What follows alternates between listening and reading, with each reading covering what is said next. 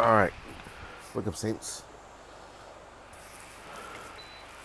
Alright, so there's some news in the that's going on right now.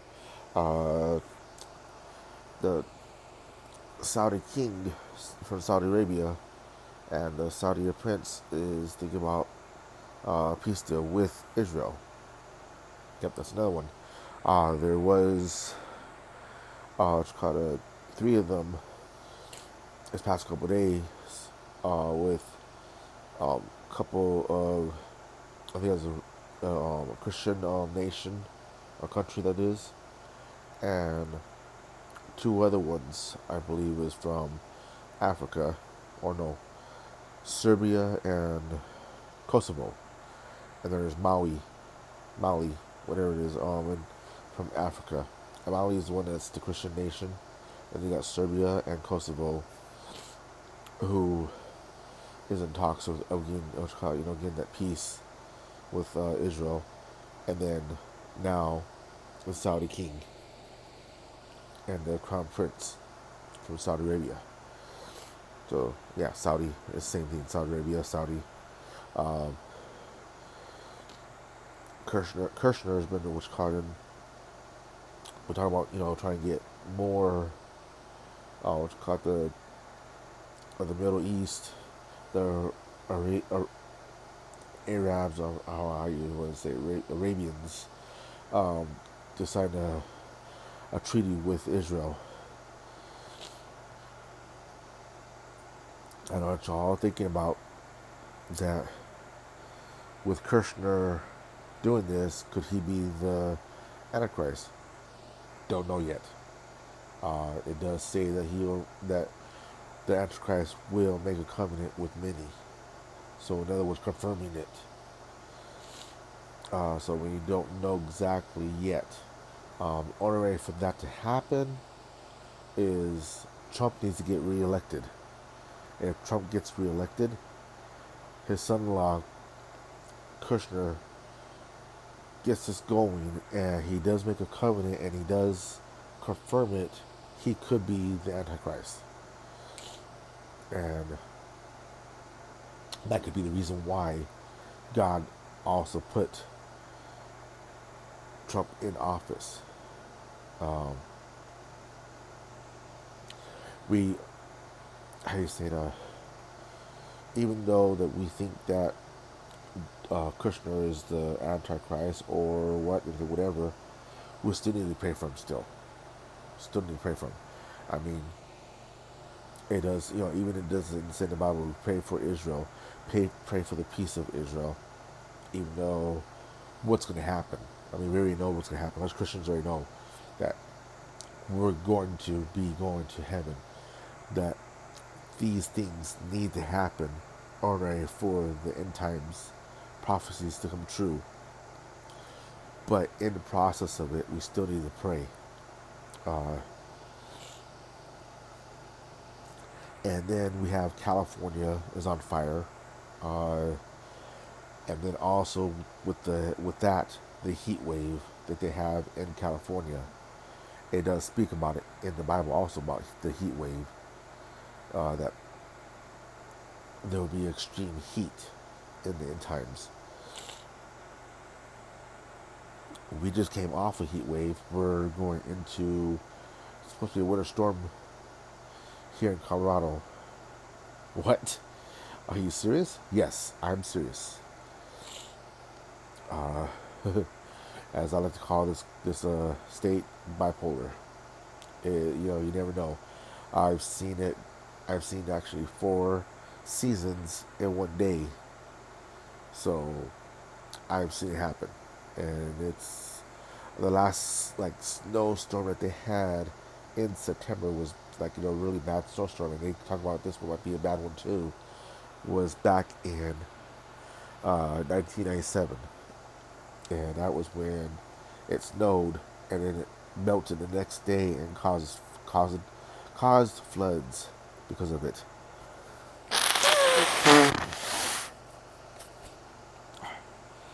No, I'm not sick. These are allergies.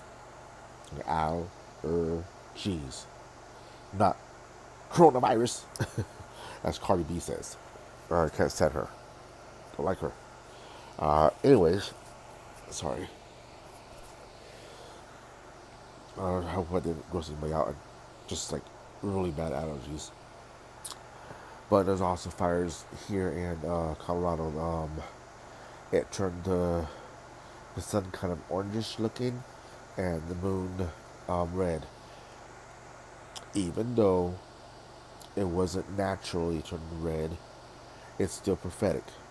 And I think because of this peace going on in the Middle East with Israel, the the moon being like a reddish orange is prophetic still. Uh,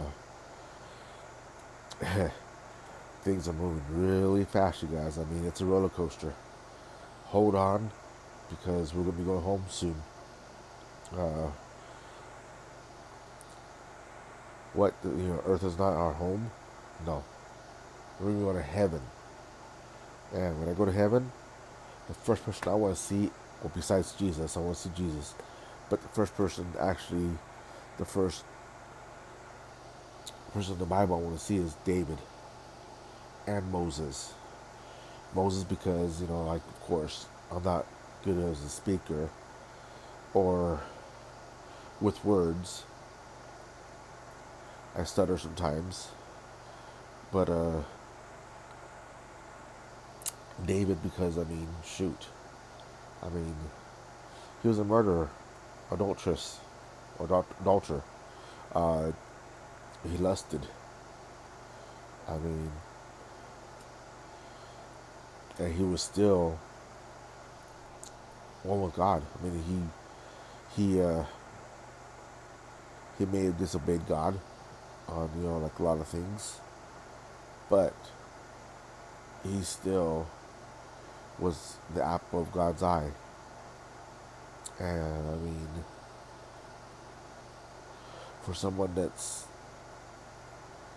it's called that praised and danced and sang and played the harp. I mean, he was a musician. He was a musician. He had faith. I mean, shoot, this guy, I mean, he had faith of a mustard seed. If you want to see somebody that had actually faith against a Philistine that was a giant that had armor, and he had no armor. He was like, this thing is like too heavy. I can't even move this thing. Take it off.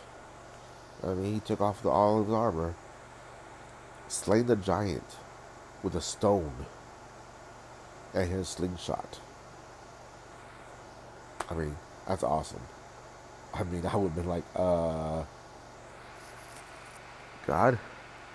can you give me something else? I mean, is there something I can use besides this?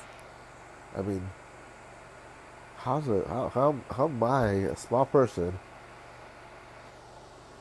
to defeat a giant? I mean, shoot. That's why I want to talk to David for, because I mean, he had faith. He had faith of a mustard seed and made that sucker grow. I mean, shoot.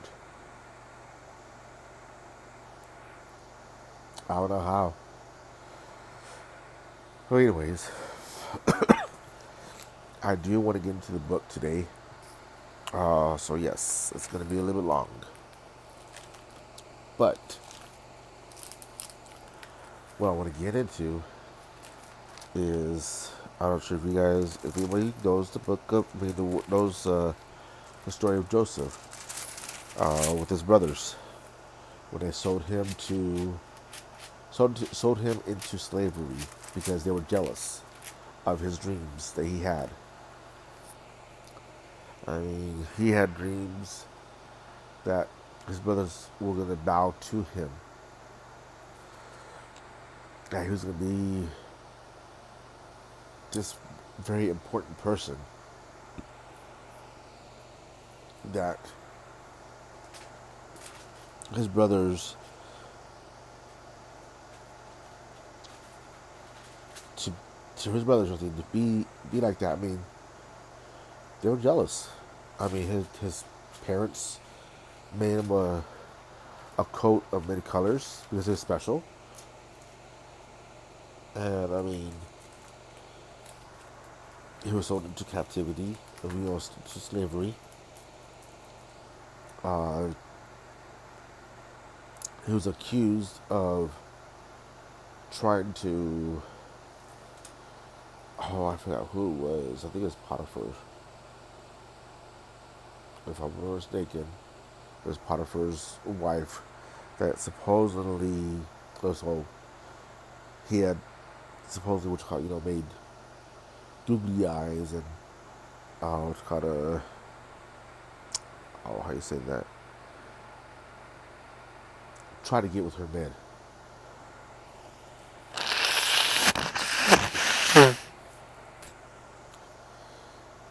And, well, he did. He did not. I mean,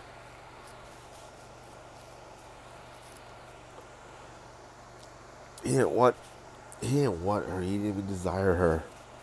He was a man of God. And, I mean, he knew that his position was because of what, I mean, a man of God, a God-fearing person. So that's why he got that position of, being over the house. And when that happened, when she took his garment and everything, and showed Potiphar, and hey, look at, he tried, which caught advances with me, and I had a certain thing because to prove you that he was in this room with me. Yeah, he was put in prison and everything, and he was put in prison with the butcher and the baker. Had prophetic dreams. Well, I mean, he had what's called interpret dreams. That is, but he interpreted their dreams, and they came true. Told them everything. Hey, remember me when you come out of here. Remember me. Tell them this. I had. You had those dreams, and I was called. Interpreted for you. A couple years passed by, and everything, and of course, finally Pharaoh had dreams about the seven lean calves and the seven what's called fat calves and seven of the full corn and seven of the lean corn,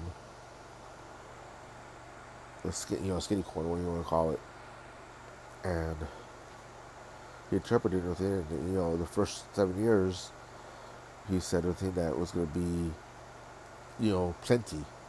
So you're going to have plenty of food or things that you can actually put away. And 7 years is going to be a famine. You're not going to have that really much food produced. And I mean, the first 7 years they did. I mean, he put that food away. The Pharaoh made him in charge of the food to ration it out to tell people, hey, get what you need, not what you want. Kind of like what happened with Exodus with the manna. God said, take what told Moses to tell him, take what you need, not what you want. And if you take too much, the rest of it's gonna turn to mold. So you take what you need for the day. And I mean, for something like that, I mean, that's awesome. Prophetic dreams to interpret.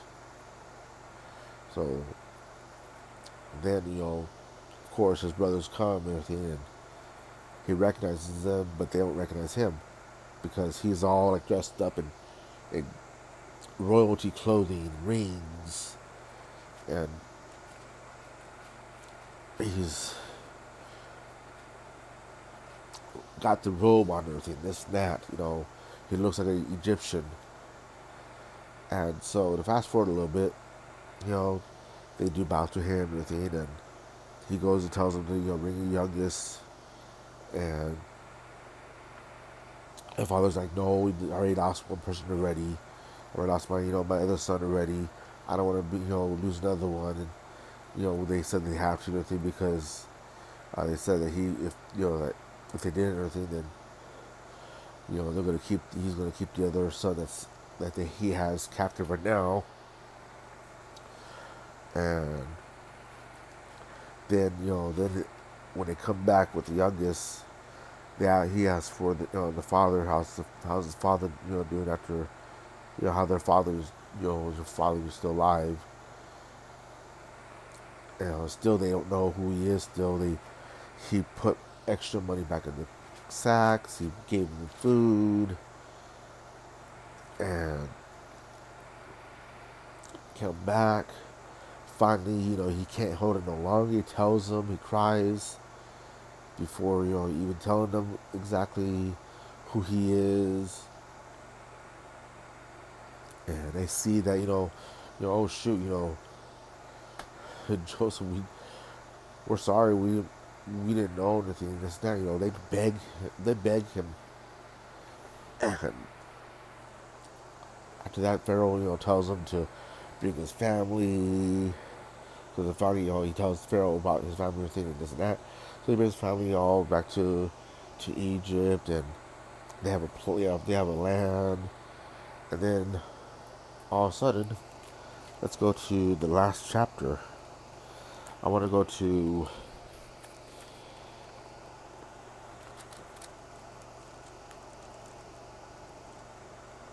let's see here.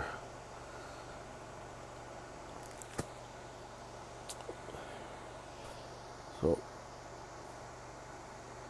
Joseph's father told Joseph that he wants us, even though his brothers sold him into slavery and did all they did. He told Joseph, like, hey, I want you to promise me that you're gonna keep them. You're not gonna turn your back on them with any of that. You know your brothers did you wrong. They betrayed you. They made it look like that you died. They got jealous over you. I want you to promise me that you won't do anything to them. So he made that promise with them. So now the death of Joseph. Joseph stayed in Egypt along with his father's family. He lived 110. Oh, let's see here. Oh, here we go. Let's see here. We're going to Joseph's reassurance of his brothers. When Joseph's brothers saw that the father was dead, they said, what if Joseph holds a grudge against us and pays us back for all the wrongs we did to him? So they sent word to Joseph, saying, your father left these instructions before he died. This is what you are to say to Joseph. I asked you to forgive your brothers the sins and the wrongs they committed in treating you so badly. Now please forgive the sins of the servants of God, of your father. When the message came to him, Joseph wept. See? Joseph had compassion. There's a lot of families out there because of a brother, a sister, a father, a mother, somebody, an aunt, a cousin, done somebody wrong, whatever they did wrong.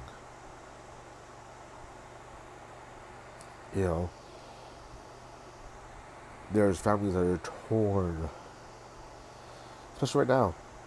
Especially right now, there are families right now that are Democratic and Republican. Maybe the brother's a Democrat and the sister's a Republican, and so many things is going wrong. They're like, oh well, you know, you lied, Trump lies, Biden lies. So many families are torn because of political. either political or also religious. Uh, I don't call my, like of Christianity. I don't call it religion really. I call it a relationship because in the beginning, God had a relationship with Adam and Eve until the forbidden fruit, being tricked to eating it. I mean, they had that relationship. Abraham even had a relationship with God. Moses had a relationship with God. Uh, David had a relationship with God. Noah had a relationship with God. Jonah even had a relationship with God. All these people had a relationship with God one way or another. That's why I call it a relationship, not a religion. God doesn't say, hey, we're going to call this Christianity or Lutheran or Presbyterian or Catholicism or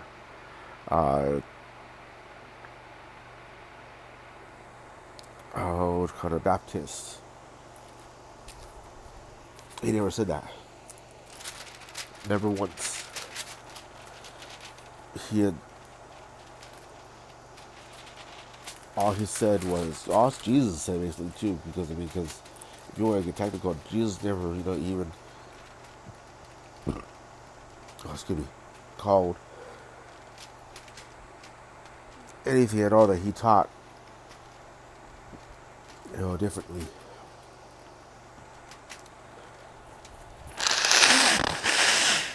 Excuse me. So, that being said, I mean,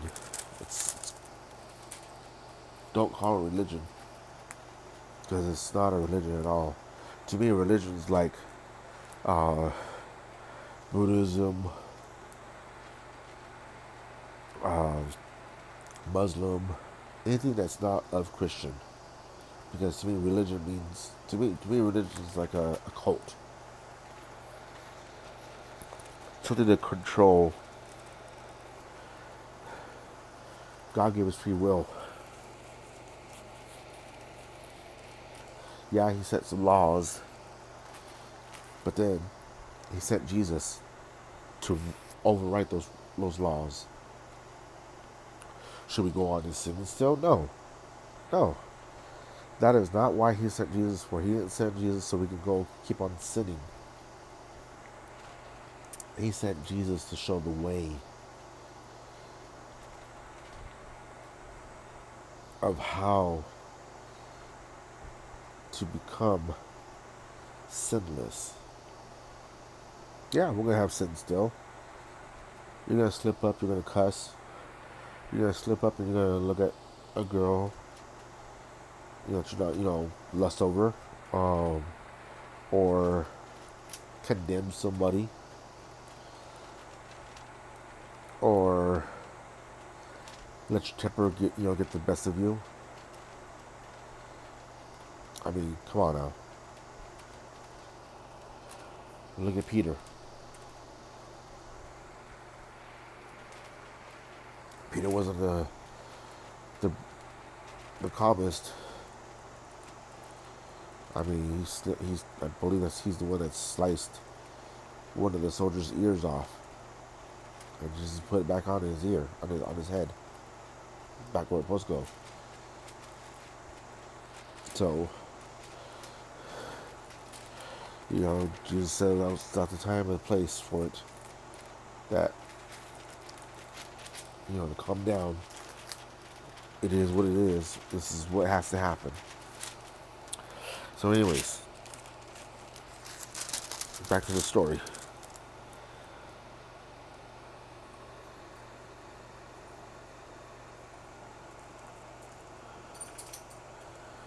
Let's see here. His brothers then came and threw themselves down before him. We are your slaves, they said. But Joseph said to them, don't be afraid. Am I in the place of God? You intended to harm me, but God intended it for good, to accomplish what is now being done, the saving of many lives. So then don't be afraid. I will provide for you, you and your provide for you and your children. And he reassured them and spoke kindly to them.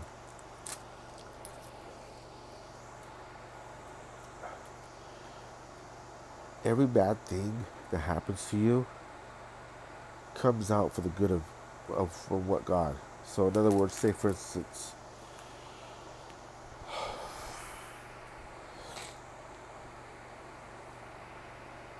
I lost my job, which caught my last job before where now I have uh, at the call center. Right before the stimulus package was passed, uh, of the unemployment, and also everything else. I mean, to me, I mean, God put me back here to help out with the house. I'm not sure if anybody knows with you. My wife has fibromyalgia, uh, which is a really bad disease. She has brain fogs, which means that that sometimes she forgets things. She'll get a bad headache, a real bad headache, and all of a sudden her body just shuts down. And the first time that happened, I think she didn't know that she actually, passed out. And I had to real tell her, like, yeah, you passed out. We called your name multiple times and you didn't wake up. Fatigue. Her body hurts, like, 24/7. She's taking medication, yes, but it's not helping. Uh, but I was able to, I was able to, actually help out. Help out, around the house with the dishes, cooking. I mean, I told her many times that I would cook. When I first, when we first met, I told her I can cook. And the first thing she said was, "You're not allowed in the kitchen. You work. You don't belong in the kitchen." So, and also, you work. You don't clean.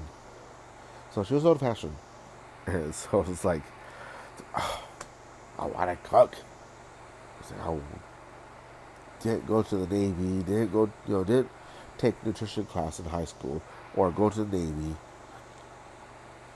to be a cook, just to watch my talents go to waste. You work, full time job. You don't belong in the kitchen. Really?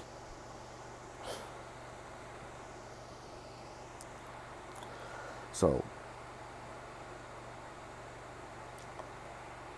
I think it was like the second meal, I think it was, or third meal that they had or thing, and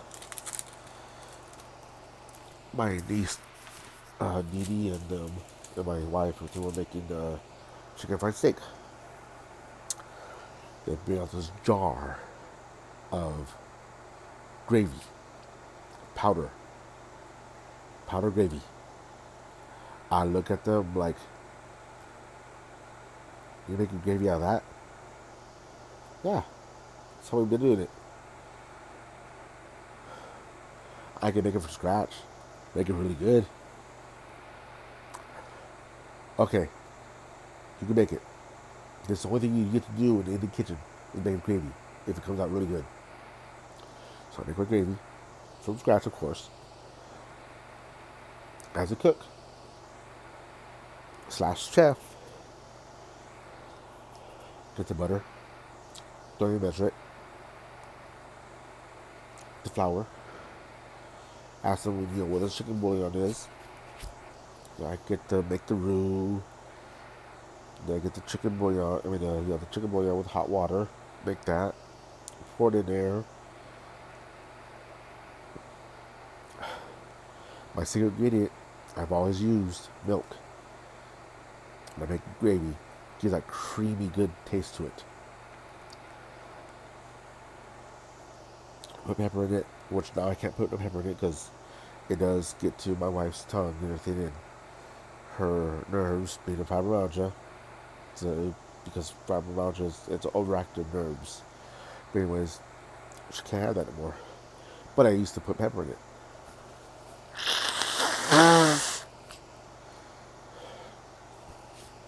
My niece, Dee, that passed away, her daughter,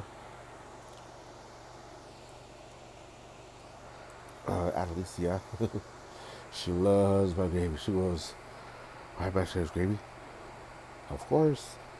Oh, Uncle, I love your gravy. I love your mashed potatoes. Because now I cook. I do most of the cooking. Actually, all the cooking now.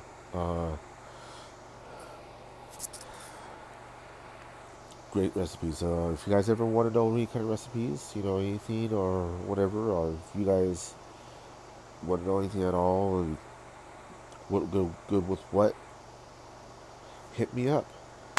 This is why I want more followers. I want more, subscribers. I mean, because if I get more subscribers, maybe I can actually do some live streaming of me cooking. With me doing live streaming cooking, I can actually answer your guys' questions about that too. Come on, people! I hit that like button, and hit the subscribe button. Well, enough of my food. Enough of my foodie. But so yeah.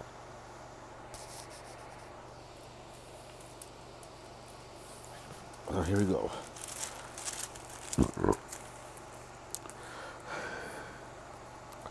Joseph stayed in Egypt along with all his father's family. He lived 110 years. Yeah, people in those days actually lived very long. But it got shorter and shorter as time gone. The reason being is because of what Adam and Eve did. And saw the third generation of Ephraim's children, also the children of Machir's son, and Manasseh were placed at birth on Joseph's knees. Then Joseph said to his brothers, excuse me, I'm about to die. Ugh. I'm about to die. But God will surely come to your aid, take you up out of this land to the land he promised on oath to Abraham, Isaac, and Jacob. And Joseph made the sons of Israel swear an oath and said, God will surely come to your aid, and then you must carry my bones up from this place. Joseph died at the age of 110, and after they embalmed him, he was placed in a coffin in Egypt. Whoa, he said that they would be taken out of Egypt to what Abraham was promised, to the promised land. That's in Exodus, which is the next chapter, the next book. Not that chapter, but the next book. The next book. I mean, so he prophesied what God told him. God told him that that they will be going to Israel. What does that mean? Well, all the Hebrews / Jews that were in Egypt, as they multiplied, the one Pharaoh to return them to slaves. Were they cursed because of what they did to Joseph? It could be. I mean, we are cursed at birth of what, because what Adam and Eve did, but we don't have to live that curse. We can break the curse.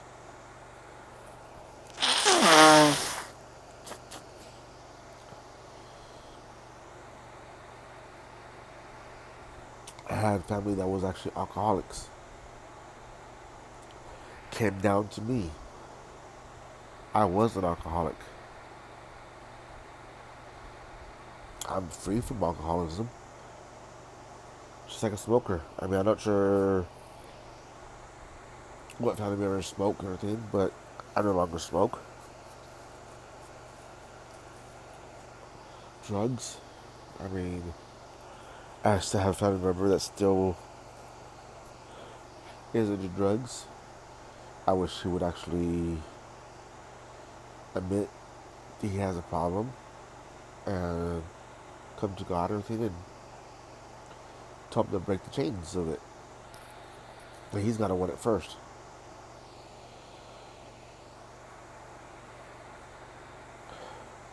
So, as you can see, Joseph, his brothers had done him wrong, nothing, but he still kept the promise. Just like God has that promise for all of us. We're not worthy. We are not worthy of his promise. We're not. I mean,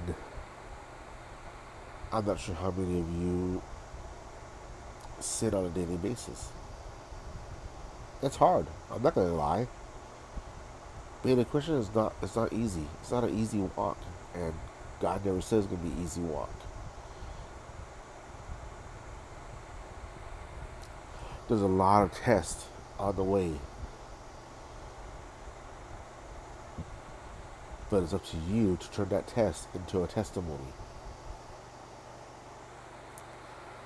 I mean, I slip up a lot. I ain't gonna lie.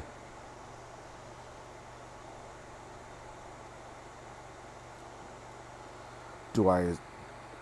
How would I say this? Do I want you guys to look up to me? No. The person you should be looking up to is Jesus. Be Christ-like. That's who I look up to. Along with David, Peter, Paul, Moses, Jonah, Noah, Abraham. In one way, shape, or form, they were obedient to God. Yes, they slipped up, but they're more, I can say, they have their stuff more, put together more than I do. Just like Job. I mean, Job, oof, talking about a man who went through a lot, who had a wife that told him to curse God and die. I mean, oof. Boils, losing his calves, his cattle, having his wife turn against him, losing. I mean, going from probably a rich man. I mean, I can just imagine. I mean, if he had cattle, he was pretty rich, and going from a man with everything to a man with nothing, to having a wife turning on him and saying, "Curse God and die." I mean, I'm I'm not gonna say that my life has been easy. I've been homeless twice. I asked God why. I questioned, yeah, I did, because obviously, I mean, he put me in this position for a reason. I mean, the first time I obviously didn't listen. I mean, I need to get my act together.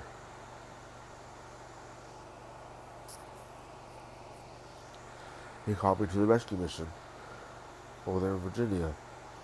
You listen, and then twice here in the Springs. And the third time I was like, you know what, that's it. Okay, I get it now. God called me for a higher purpose. Am I messing up? Yes, I'm messing up. Not perfect. No one percent perfect. I try. I try die daily and pick up my cross. It's hard, especially if I'm at work and things. Somebody comes in and it doesn't belong there. They give me heck because they would want to come in because maybe it's cooler than outside. I mean, I will come into the colder months.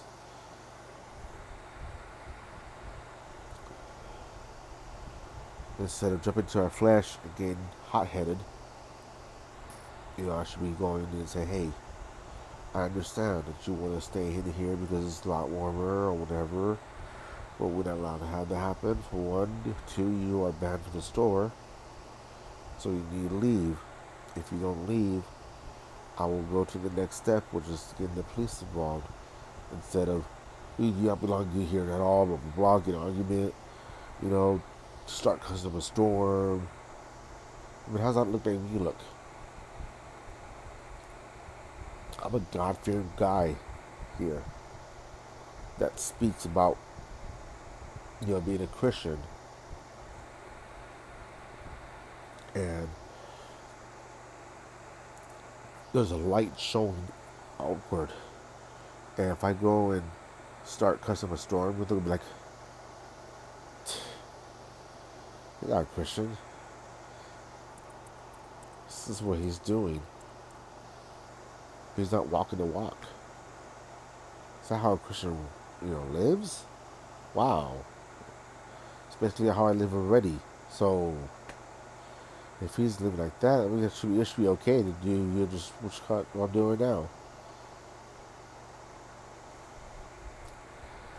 So this I tell you, take this with you. Just because your brother does me wrong, just because your dad is treating his kids, his stepkids better than you, just because your mom is out there pushing you away because she doesn't want you no more, or your cousin, make up lies about you. Remember what Joseph did? He forgave them, and he kept with his father's promise. Just remember that. He didn't have to. His father died. I don't think he could have said, you know what? Bye. Kicked him off the land. And say, that's it. Go back to the land you guys were at. Don't want you here no more. That's not here alive no more. He can't. He's not gonna, can't control me. But he didn't. He kept his dad's promise. So keep God's promise. Learn from Joseph. That's all I have to say. God bless you all. If you're in Colorado, stay warm, because we're in for cold weather. Anywhere else, stay cool. And hopefully you're not near the fires. Like I said again, push the like button if you liked what I said today. Subscribe if you want to hear more and get updated news. Because it's not the only thing. I mean, I'll be doing this until God tells me to stop, or He takes me to my new home, which is coming soon. God bless. Look to the skies. So God, that's what God said. Jesus said it in the look to the stars. The end is nigh. God bless you, saints, and good night.